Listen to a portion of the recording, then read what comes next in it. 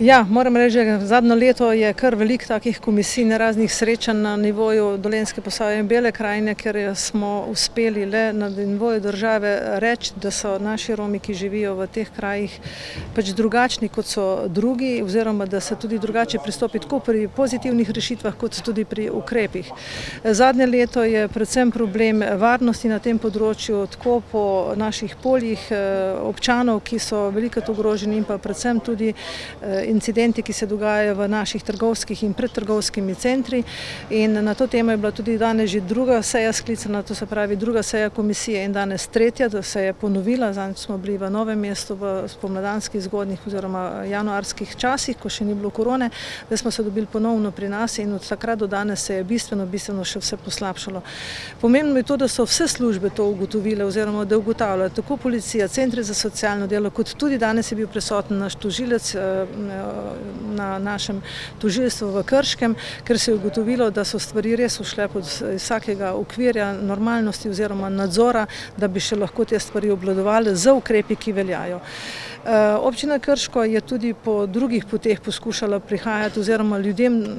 na višjih nivojih dopovedati, da želimo sožitja z našimi Romi, da smo 30 let, 40 let vlagali, da smo jih poskušali integrirati tako s šolo, s predšolsko vzgojo in pa seveda tudi s tem prostorskim umeščanjem, s komunalnimi ureditvami, vse to, kar je v naši pristojnosti, pa vendar nismo uspeli tega sožitja dobiti. Še več, danes je res stvari, mislim, da so šle izven vseh okvirjev, zato želimo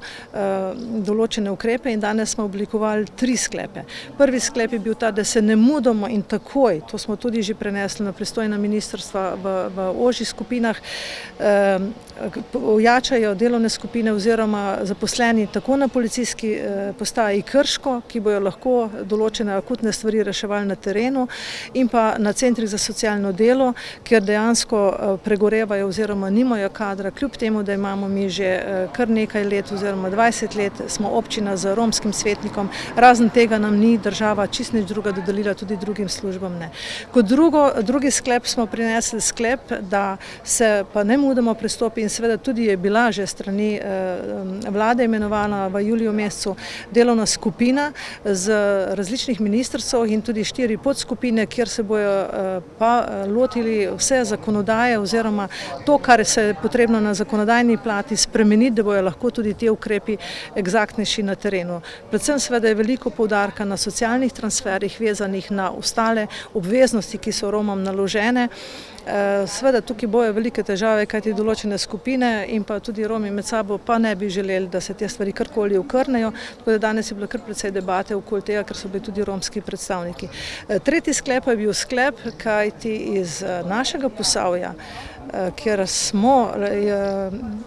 orali ledino, tako na prostorskem delu, ker smo tudi druge občine, ker smo ministrstvo učili, kako pa se da pozitivno pristopiti Romom in smo ali pa mogoče neko pozitivno diskriminacijo delali s tem, da smo neke rešitve dobili, ni nihče vključen v to skupino. Sama sem izjavila, da pač sem že utrujena zdaj svet 4 nove sekretarje učiti, ki mogoče nikoli v življenju Roma niso videli in srečali, in že to je veliko izguba časa, tako da bomo naslovili kot Skupnost občin Slovenije, da želimo, da se iz terena pobere tiste ljudi, da bojo sodelovali pri spremembi zakonodaje, ki dejansko operativno povejo, kaj lahko izvajajo, kje je problem in kako vidijo tudi rešitve. Tako da jaz verjamem, da te 3 pomembni sklepi bojo rodili neke sadove, saj tako smo tudi strani ministra Hojsa dobili, da so pripravljeni reševati in da razumejo, da so stvari res pereče in da jih bomo reševali skupaj.